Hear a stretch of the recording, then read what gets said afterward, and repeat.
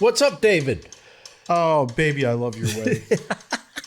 I know why you're saying that. It's not really directed at me. You're quoting. It don't think because it refers to Peter Frampton, it doesn't refer to you too. Well, that's very nice. Because you're often confused. That's true. Like right now. I love Peter Frampton. I loved meeting him when we interviewed him a few months ago. And now... I hate to tell you, that was... When was that? I think probably a year and a half ago, 2 years ago. So I'm dying is what you're saying. Exactly.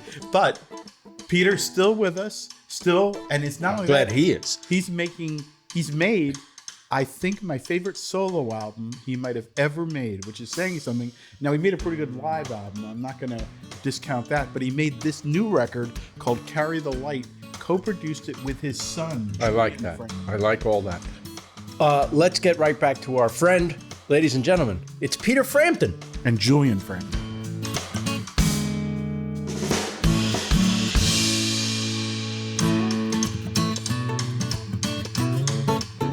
Let's spill the beans, chew the fat, food for thought and jokes on tap.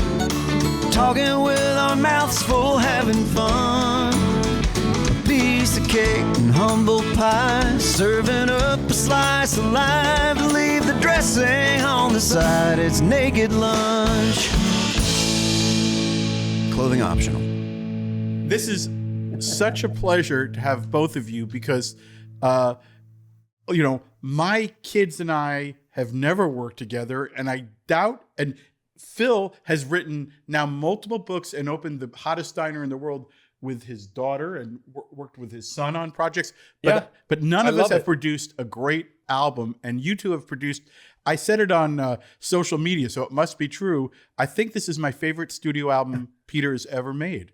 Wow. Well, we like that, don't we, Julian? Isn't that We nice? like that. That's very nice. That's very nice. I'm not just saying it because one thing I love about it is, even though it's a record that gets into sort of the tensions in the world today and alludes to them, it's called Carry the Light. And what I find is, even when it's gritty, it does carry the light. It's an album that has a lot of life force, and in a way that, like, I think, Peter, you now represent to me. I used to be jealous of you and your hair. Now neither of us really. Yeah, I'm jealous of Julian's hair now. Yeah, I just got a haircut too. It was way longer too. Better to have loved than lost. You've had a haircut since I saw you, Julian. I did. I just got one this morning. I said, "Hey, I'm going on this podcast with David and Phil. I gotta look really good." I like it. That's great. I like it. I work with my son. I do live shows, and my son is my tour manager. And we just have, aside from the obvious nepotism, I love just being with him and working with him. Doing sound checks and all this stuff, and then we go out to eat, and we get to walk around whatever town we're in. You guys, tell me about your relationship in work and how it started. Who broached who? You want to start that one, Julian? Or I think when I was very young, before I even started playing instruments, I believe, I wanted to do a song. There was a contest for my school, so I wanted to write a song, and I went to my dad's studio, his home studio, and he helped, and I played, I did play drums at that point. I was playing drums already. And we wrote a song together, and then he helped me with all the chords. So I kind of came to him, and he helped me do that. And it was a terrible song, but it was the first. And I was like 10 or something, So that's to be expected. You got to write a lot of bad ones before you write good ones. He didn't tell you it was bad, did he? He didn't tell me. No, it was fun. It was a fun song. It was fun. It wasn't bad. It was cute. He's hanging on. It was elementary school.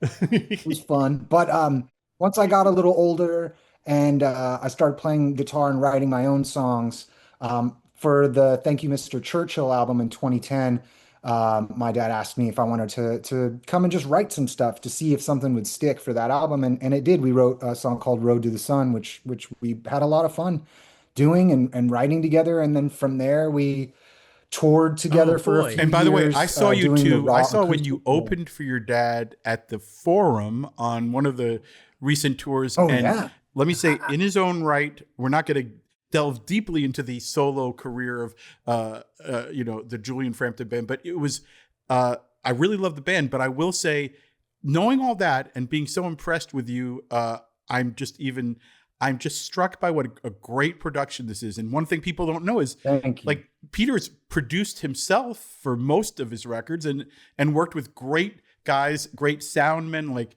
including on this record, you have Chuck, Right.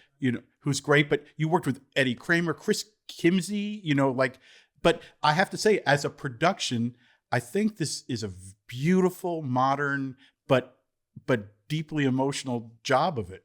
Thank you. Well, I agree. Thank and, you. and We- Julian, We loved working Um, together. I mean, it was we it do. was a three-headed monster. It was a three-headed absolutely. monster. I mean, two is one of us is one thing. One of it, the other one is the other thing, and together we're like 10 things. It's like really do make a mountain out of a molehill, basically. Even it's a nice molehill. But no, I just love working with him. He has great ideas that I would probably not have, wouldn't have thought of trying, and that we've tried, and 9 times out of 10 it works. And that's what I loved about what Julian brings, not only to the writing, which he really helps me as well.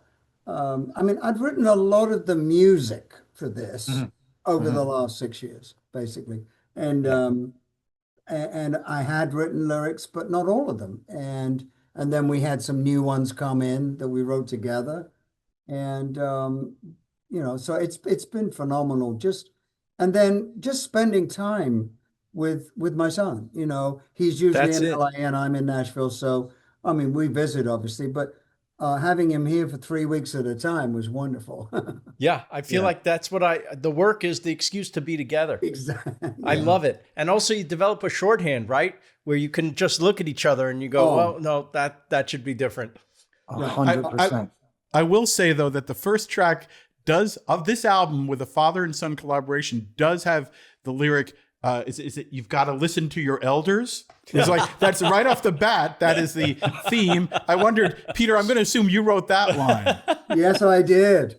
Well, he did. He looked at me and he yelled it. He said, "You listen to your elders." And then he went, "Oh, that's a good line." Write that down. No, it comes from it's a wild story for us, that the way I started, I was listening to Come to Mama. There was a beat on there that is just so cool.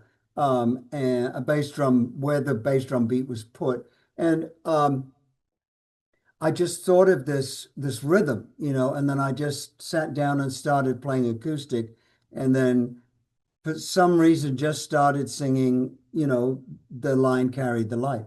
And over and over and over again, actually, there's a lot of Carry the Lights on there. But and then we thought, I had the track, Julian really loved the track and everything. And then we said we wanted to have tribal drums at the beginning, to set it up. And so we did a loop which is on the record, of tribalish drums. And then my guitar tech, Nick Gibson, is 100% Native American. And he said to me, as I was playing him that, there was no elders line at this point. He said, "Well, I have to go home to see the family, the tribe, and we have a celebration, and we're going to do a stump dance. And the stump dance is very similar to what I think you might like. It's like the song, right, Julian?" Yeah. Yeah.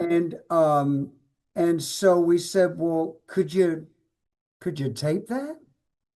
Could you go and record it?" So Nick went, and he's Gadget Man, so he got a great sound and everything. And he recorded himself and his father and some other Braves there. So the tribal voices you hear there is real. It's the real deal. It's the elders of the Shawnee tribe, the absentee Shawnee tribe of Oklahoma.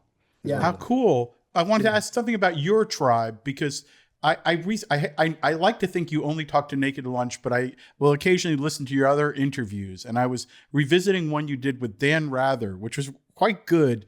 But at some point, he asked you the kind of question they used to ask in prime time, like, who is Peter Frampton? It was about 3/4 through. But you said, like, a father, and you then expressed how that was a great thing for you to say because it wasn't always true that you were absentee by necessity as a musician who's been touring the world, as a guy who's been through a few marriages. And I just wanted to know. Let's just say everything, David. Yes. Bring it all David, up. you're rough today. You're rough on the guy. Yeah, hold on. Let me get a box of tissues. So welcome to Naked Lunch Family Therapy. Cats in the cradle and the silver spoon. We can't afford that song. But I guess I wanted to just say, what does it, you're in your journey, what does it mean to be able to be the dad part being a very, very big part of who you are? Yes, it's huge, and it's the best part. Obviously, it's just all my children. We were all together for Thanksgiving, and it makes my year to be around my kids and to help them in whatever they need, and just the relationship with your family is so important. And I think when we're younger, we're a little bit more selfish. When we have we've got a family, but we're selfishly or we're driven to do what we're supposed to be doing work-wise, which is a creative career, which is what I've had. And unfortunately, we're away a lot of the time. It's like actors and actresses. They go off and film in Kenya or wherever, and I'm off touring, all over the world. So it was very difficult to have children and to maintain a good family relationship. And I did feel bad about that along the way. And it's just got better and better and better and better and better and better. Now, I can't imagine it any better than it is now, because we have just such a great connection, all of us. And Julian, for you, what, as a producer and as a human being, what do you admire? You have to, as a producer, you're assessing him harshly. As a father, we're going to be kind and gentle. But what do you respect about him as a musician and as a human being most? Well, I mean, first of all, as a human being, he's one of the kindest people I've ever met, and he treats everybody the way he wants to be treated, regardless of whether that's someone he meets for the first time who's delivering a package or someone he's known his whole life who's in the family. And I think everyone can attest to that. I've never seen anyone say anything other than he's the sweetest guy in rock and roll. And I do really believe that. And as a musician, I mean, even if he wasn't my father, I've always said this, I'd be, one of his biggest fans, as far as his style of playing, his note choicing, what he plays and how he plays it. It's pretty magical, and it's very different than a lot of other players that were coming up at that time. Everyone was kind of trying to follow Clapton, and my dad coming from a world of listening to Django at home, went more the jazz route. And I love that because it lets him stand apart as a player, and you can immediately hear him and know that it's him playing, regardless of whether he's singing on it or not. And so for me to get into the room and actually be there to produce him, it was a bit of a juggling act at first, because I've got my songwriter hat on, I've got my producer hat on, and then I've got my son hat on as well, And a lot of people ask me, what was it like working on this album? And the first thing I tell them is, well, imagine what it would be like if you were stuck in a room with your father for months on end. But joking aside, it was an incredible experience. He's super open to a lot of my ideas. And we always tried, regardless of what the idea was. I'm grateful for him being so open to trying things that maybe he hadn't before or didn't like. Here's a quick example. He didn't really like the sound of his voice being double tracked all that much from years past, but we tried it and it worked really well on Buried Treasure. And Buried Treasure was the first single, and it's got a double tracked vocal on the chorus. And Yeah. that was something he was willing to kind of try, as well as a lot of background vocals. He's not super into background vocals most of the time. I am. I love background vocals. I I love am harmonies. I now. love, yeah, you are now. And I love stacking things, you know. So him just being open to all of that stuff was really fun. And I think it brought out like a little bit of like a more playful side of him as we were working on things in that room that he's in right there. That's where we did a lot of overdubs and all the guitars and the vocals and stuff. So it was a wonderful experience for me blending the producer, the songwriter, and the son. And you know, I can't speak for you, Dad, but I feel like you did have a lot of fun. Oh my God. Yeah, it was, well, I say it's the most enjoyable record I've made, That's so great. especially, I mean, the years before, like last year was really doing the album, putting it all together, finishing it, Julian coming in but before that it was like collecting the ideas over the last 5, 6 years and then putting them on the table and seeing and recording bits of them and everything. But I think that the most fun was when Julian came and we started putting it all together. It was Hmm. like finishing the jigsaw, and there's Hmm. a track called Jigsaw, Which will which be Yeah. on we the have next enough album. track. Oh, we you are we had talking about enough another one. tracks for Oh yeah. another We album. already have half of it done. Oh, Yeah, fantastic. Yeah, yeah. it's That's never So really enough. that is nice. such good news because Yeah. I love this record so much that I've already got it in my head that when you end it with a song called "The End of the Day," that might not be another record. oh So no, no, no. I'm There's 5 or 6 tracks already in the can, mixed and ready to go. And Wow. yeah, it was. We just didn't want to do when CDs came out and they could have, like, I grew up with records and you had to be 21 minutes aside on the album. That's at it. most. 42 at the Mhm. most, yeah. 18 would be best. So albums were 30 under 40 minutes, of music. Then CDs came and everybody could put, the track we didn't really like, the track we thought we might like, but why should we, well, let's put them all on there. Yeah, for me, growing Kitchen up in the sink. 90s, it's 20 tracks, 18 Yep. Exactly. tracks. And then you have bonus tracks and Yep. Oh, hidden tracks where you just let it go and there's a track all of a sudden, yeah. I It's And know. now with streaming, it's unlimited. Yeah, so yeah. we just thought, I've always thought, quality versus quantity, even though the quality is very high on the other ones, and it was hard to choose, to be honest. But then we're biased. But there's a bunch on the next release, which I'm equally as thrilled with as this record. Same.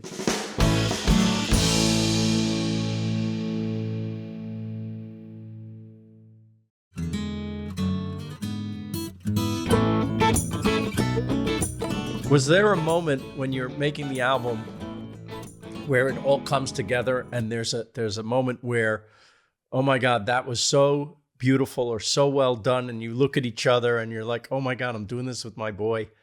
Look how beautiful it's all come together right here. Well, yes, many, many moments like that. Yeah. But I have to say that sitting not in my studio, in the other studio that we did the strings Yeah. and horns and having Julian there, and we worked on these tracks for a year, and now we said, well, we will have the strings and we will have the real horns and all that. And then just to look round at Julian's face, that was bringing it all together, and it was so gorgeous, to hear the real strings and an orchestra playing on our stuff. It's like can the imagine. final, okay, I we can did it, imagine. Yeah. It was a magical. We did it at Blackbird in Nashville, and Chris Which is a Wilkinson. great studio owned by, Oh, I yeah. believe, Martina McBride and her husband. I believe that was their place originally. It still is. Yes. Yeah. Great Yeah, place. and Chris Wilkinson arranged the strings and the horns for us, and she was so wonderful to work with. And then we even, we had what we wanted because she did everything on, keys and sent it to us. And then when we got in there, we were making changes on the fly as we went, and things what we loved hearing, wanted more cellos here or this here, that here. So it's a really fun old, like he really wanted me to be there just because he said it's such an old world experience that like you don't really get anymore. Getting to have strings and experience recording them live it gives me chills thinking about it because Yeah. it was very special. was very Just different. looking I'm at not how used speaking to of that. chills, Just seeing them all sitting there with the, and waiting for the 1, 2, 3, 4, and then all of a sudden it starts and it's like, oh, that's what it's supposed to sound like, the That's so real beautiful. deal. well, let's talk about some of the tracks. Buried Treasure, which was the first thing people heard, it's really moving to me. I worked and got to know and basically was adopted by Tom Petty when I moved here in '91. And Was he a good dad? he was a great dad, a great guy, just a great artist. But one of the things you actually, and I think Julian, you might have had some part in this, you wove in like lyric after lyric and title after title, but the one you weave in that I don't know, my name is Wild, and the Wild One Forever was something he used to call me occasionally, like because that was like a song from his first record. And so thank you for weaving that in. It made me it really brought back a beautiful memory. And that It song, was for you. it's a great It tribute. was all for you. I did it. I knew that, and I did it just for you. No, but but- Julian, I was listening to the Buried Treasure Tom Station, which is on 24/7 now on 7/11 on SXM, and I don't know if you have to bleep that out or not, but anyway, and it's such an inspiring thing to hear. Each week he would do one show a week for like 10 or 12 years, I think, and he would pick up a bunch of albums from his own collection, and he'd go to the little studio there and do the radio station and do it every week. And I just found that this was like a lesson in this is the music you should have listened to. I mean, I've listened to a lot of that music, but not altogether. And it took me a while to. So I found it so inspiring what he was letting us know what had made him Tom Petty, really, from way back, so all his influences. So I just said to Julian, I'm so inspired. We need to do a tribute to Tom and the band, because we're huge fans, obviously, always have been. So then Julian comes back. I had a little bit of a chorus, and then Julian came back within a day. It was, and he'd gone through. Well, you tell the story how you did it, Julian. So normally my dad writes, and I write this way as well most of the time, music first, come up with melodies, kind of scat over your playing, and then fit some stuff to it if you write to it. But it's not very common that my dad will write a song to lyrics that are already there. So this was a new experience for him and for me together to do this. So I wrote all the lyrics basically that night. I was so inspired. I took all of the Tom Petty and the Heartbreakers song titles and put them in a spreadsheet and kind of just stared at it for a while. And by the grace of the universe, it ended up being a song about missing someone that you used to play music with. And it just magically worked itself out. And it's only in the verses that it's song titles, but there are no filler words like and, is, there, but, the. It's all song titles put together.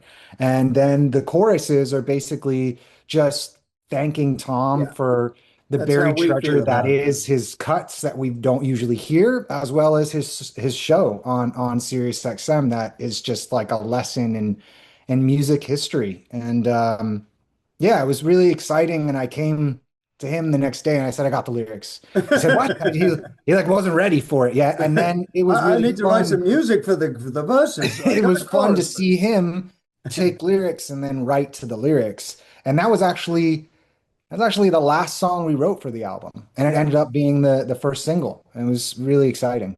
It's wonderful. And it meant, and like with the radio show, it means a lot to me because when I moved here in 91, it was the first thing I did when I got here was write a cover story on Tom and the Heartbreakers. And after that, he would invite me to the house. And this is the kind of music fan he was in real life. I wasn't a radio show he was getting paid for. He would just sit and want to play records to me. And he would play Zombies, probably Humble Pie, all sorts of Everly Brothers, all sorts of stuff. But then what I'll never forget was at some point, I think around then, Ringo had given him, before the anthology came out, he gave like all those early unknown, all the bootleg stuff before it became official. So he would sit and play Beatles nonstop and just say, they were never not great. That's what he always said. Like from the minute Ringo got behind the drums, they were never not great. Wow. You want to tell them who we got to talk to? Well, we're going to have to, we have the episode either before you or 2 before you or 3 before you is Ringo Starr, who we just spoke to on Friday. And I guess we'll weave this in. Peter, I know your history with him.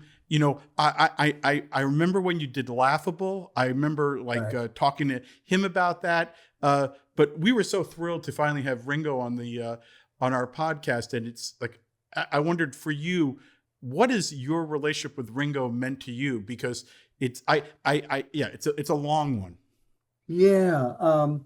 Well, it sounds like I'm playing my own trumpet loudly here, but this is the truth. I mean, I met Ringo on the All Things Must Pass sessions. Actually, right before that, on the Doris Troy album. Ain't That Cute was the first track I played on. She was a great American soul singer, I believe, who then George had produced. And great.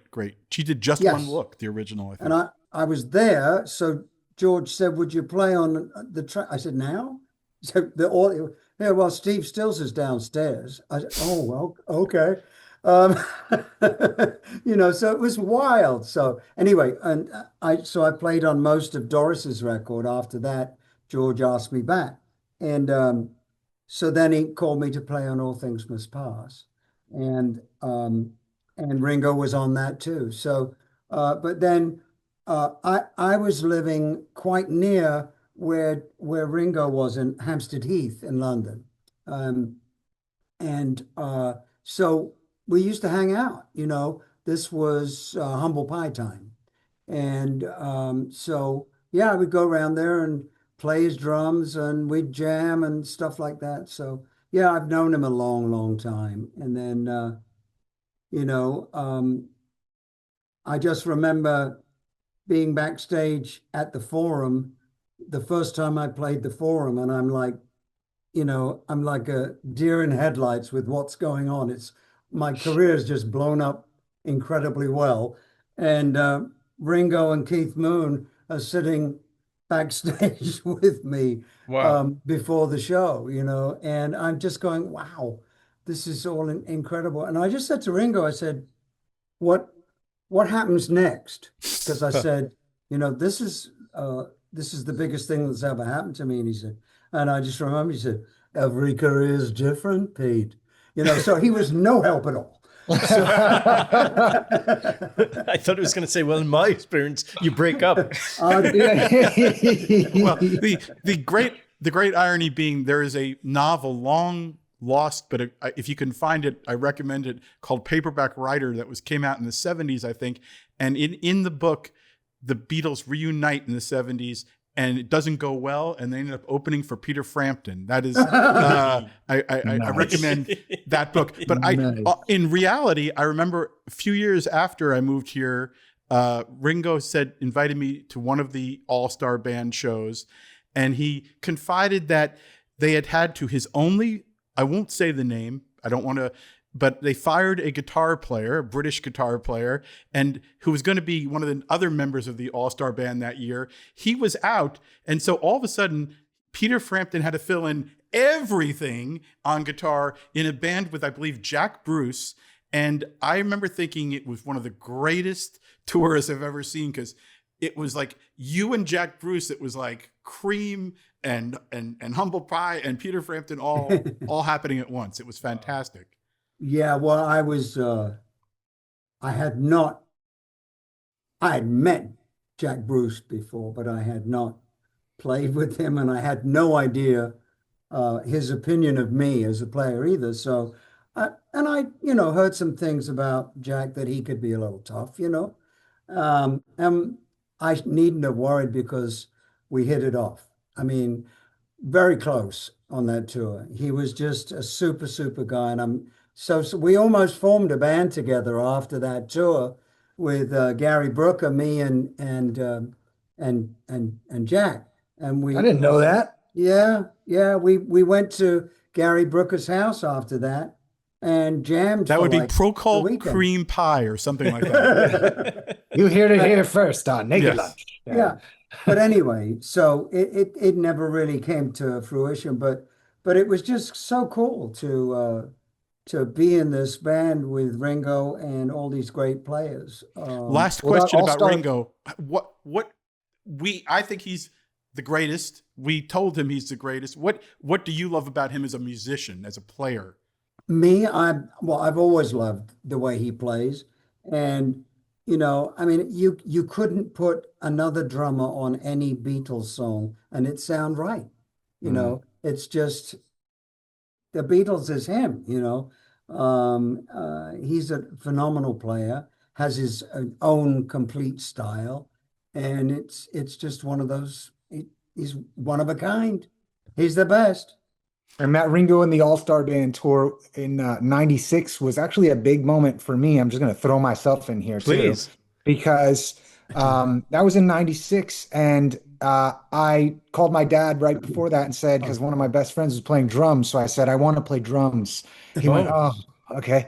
All right. And he talked to Ringo, and I walked into the green room, and Ringo's sitting on the other side of the green room on a bright red CB drums starter kit, and he stood up and he handed me the sticks and said, these are yours. So most people say the Beatles got them into music. A Beatle got me into music. Man, how Very old were grateful you? and forever grateful for that. I still have the kit in storage in Nashville somewhere. And Jeff Jonas, God. the tech who put it all together for you. We need to thank Jeff too. We do. Julian, that how was old were you? I was 8. Wow. That's the greatest story. I'm so glad you jumped in with that. I've got the pictures to prove it. Yeah, it was very Ringo's magical. behind Julian playing the drums.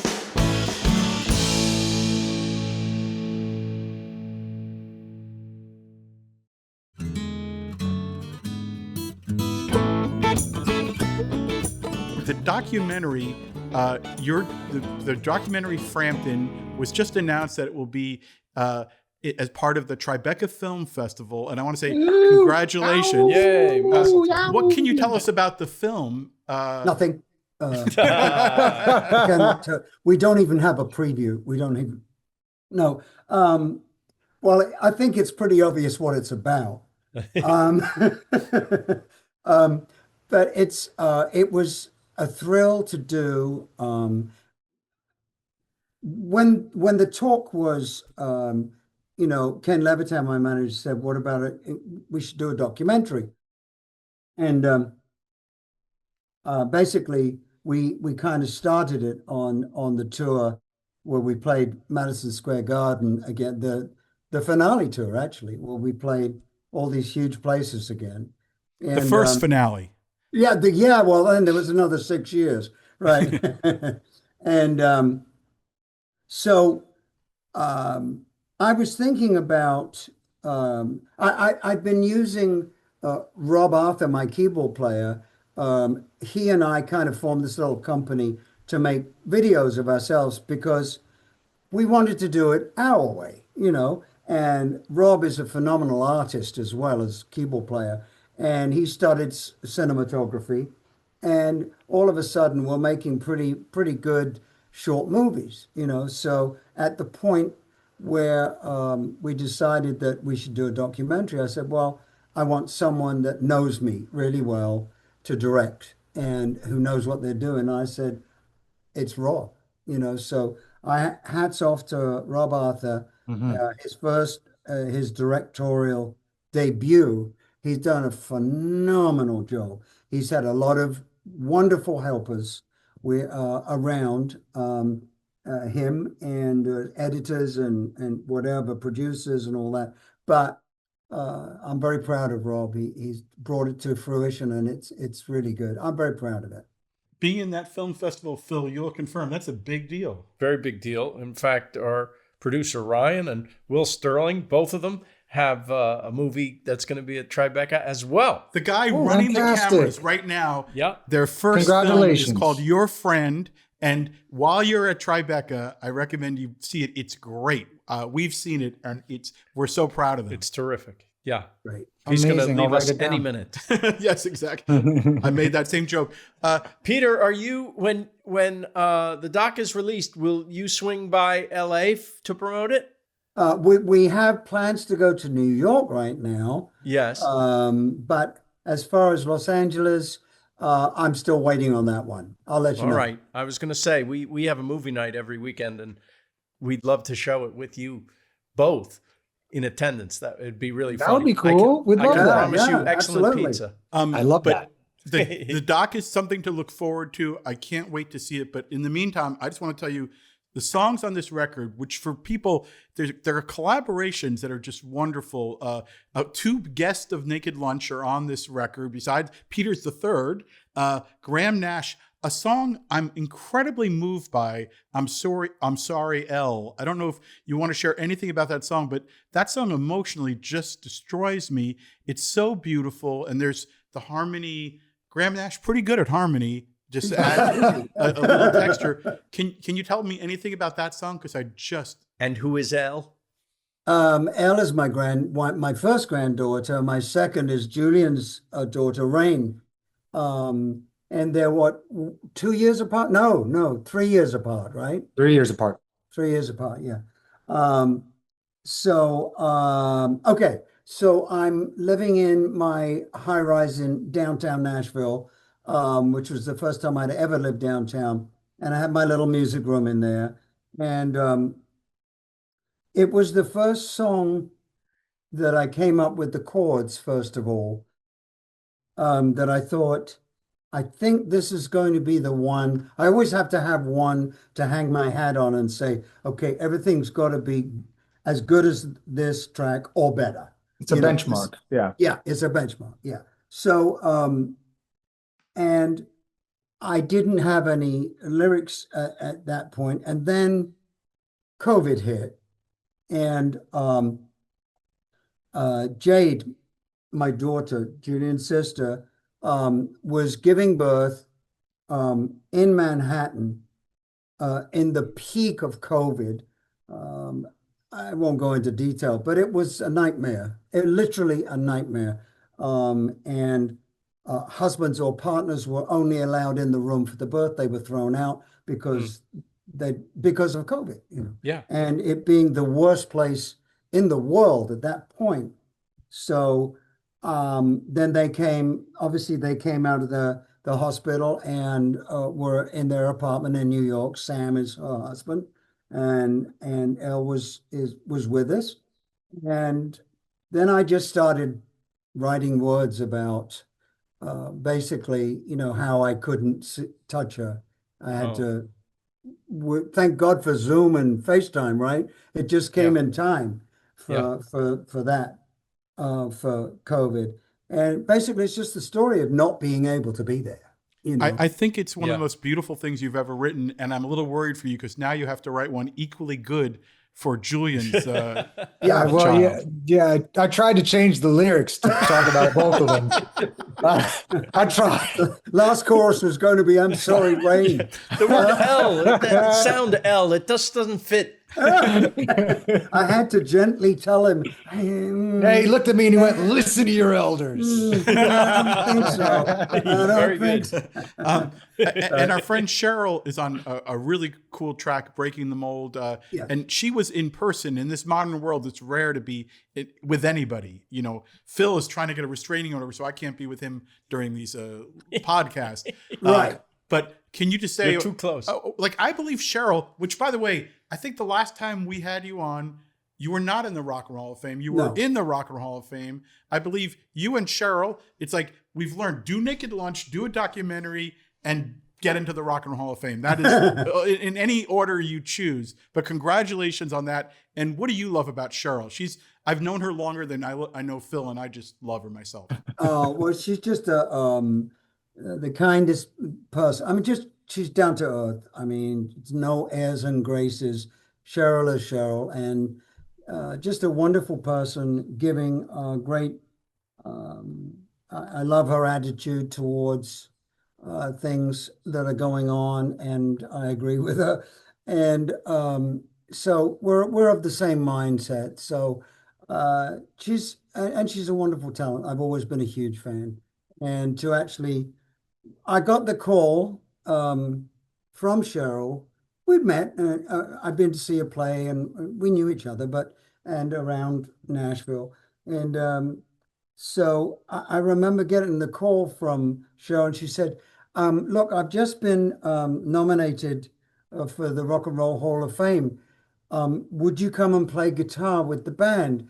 And I said, "Let me think about that." Yes. Oh, So it was. I have to, and she says I've got to stop thanking her, but I can't.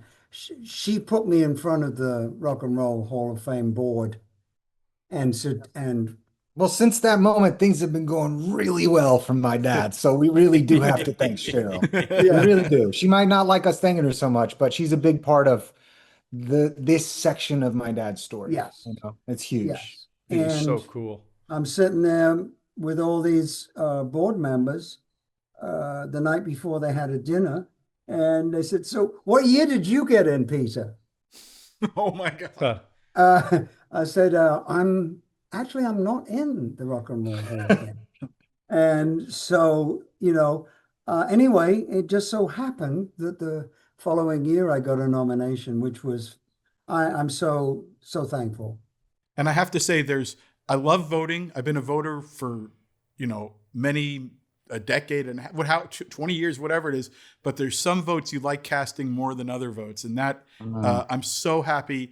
I'm so happy for you. And it so richly deserves so long ago, but I'm so happy about that. Oh, thank you. Yes. Yes, it's wonderful.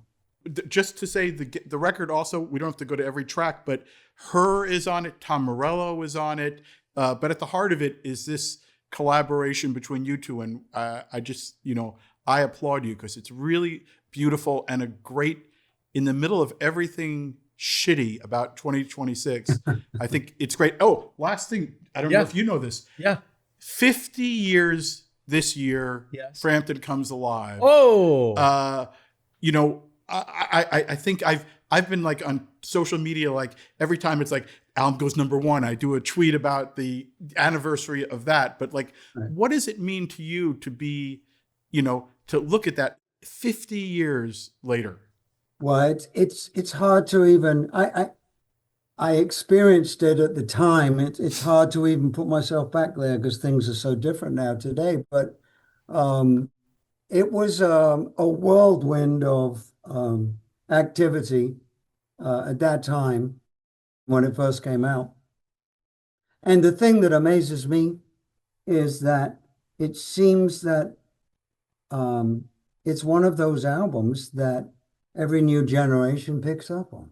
And I have to say, there's not many that happens to, but I'm so lucky that Comes Alive is, the kids know it, as well as us oldsters, Well, just as a final thought, and we'll let you go, but I wanted to tell you that listening to your music, this album, and then I went back and I went on last night, put on the Essential Peter Frampton on Apple Music just to listen to some of the old stuff. And I thought, I finally, I think, realized in my head why the Comes Alive phenomena, I have a new answer for why the phenomena.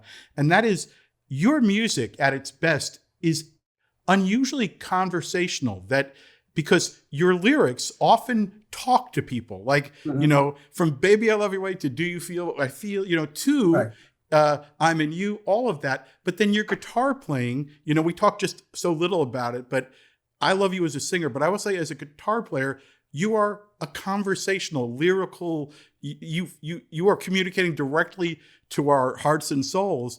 And I think that's part of it. Is we thought about it the other day because we talked to Ringo about Pete Drake, who met at those sessions. Mm-hmm. And Pete Drake is the reason he got to make a country record 56 years ago. And the reason he's now making country records now. And that's the same guy who I believe was a big part of the Talk Box, right? Oh, yeah. Connecting you to the Talk Box, which I thought even the Talk Box, everything about you, music at its highest level is a conversation. And now it's a father-son conversation with you two. Absolutely. And I do feel that I do speak sometimes more soulfully with my notes that I play on my guitar. I have to say that I got to play. Julian was there. I got to play with Pearl Jam on stage here in Nashville, Oh, and it was so amazing to be asked. And after we had a little rehearsal, and Which, then by the way, one of the coolest moments of my life to sit in a little rehearsal and watch my dad jam with Pearl Jam. Me being a 90s huge grunge fan, that was just like a pinch me moment. wow. It was incredible. Really yeah, incredible. it was amazing. And then I was in the room, and Jeff, the bass player, came in. He didn't realize I was there, and he started saying some very nice things about me. So I hid. To hear how much he was good. And he actually said something that meant a lot to me. He said, his phrasing is like a lead vocalist. It's like he's singing through his guitar playing. And then I put my head up and he said, I'm only saying good things. And speaking of Seattle, when you did your instrumental version of Black Hole Sun not that long ago, I remember thinking like, I was around Chris Cornell, who was amazing, but somehow I felt the vocal in the guitar. I felt, there's nothing missing when your guitar, speaks. And I got to do it live with him. Which I got is amazing. to play the first verse with the sound that I used on the album, which is an auto wah sound, kind of talkbox-ish. And so I played the first verse and chorus, and then Chris started and sang the first verse after that. And I'm getting chills now. So that was another one. That and Pearl Jam, they're so connected anyway musically. So it was wonderful. Well, thank you both for giving us chills with this new record, and thank you guys, and for joining us for Naked Lunch. We can't wait for the doc. Phil, can you? Can't wait. Peter, let's make it a date. Yes, please. Peter, it's great to see you again. And Julian, it's so nice to meet you. I'll see you. It's nice to meet you as well. I just want to thank you for creating one of the greatest sitcoms of all time, Phil. Thank you. You meant him. I love Everybody Loves Raymond so much, and I've seen all of it. And I watched it when it came out, and it's just incredible that you did that. I mean, kudos. I'm wonderful. Yeah. Thank you, my friend. All right. Well, now we're friends, so I hope to see you soon. I might see you at the diner and see if I can get in there. Naked Lunch is a podcast by Phil Rosenthal and David Wild. Theme song and music by Brad Paisley. Produced by Will Sterling and Ryan Tillotson. With video editing by Daniel Ferreira. And motion graphics by Ali Ahmed. Executive produced by Phil Rosenthal, David Wild, and our consulting journalist is Pamela Chellan. If you enjoyed the show, share it with a friend. But if you can't take my word for it, take Phil's. And don't forget to leave a good rating and review. We like 5 stars, Thanks for listening to Naked Lunch, a Lucky Bastards production.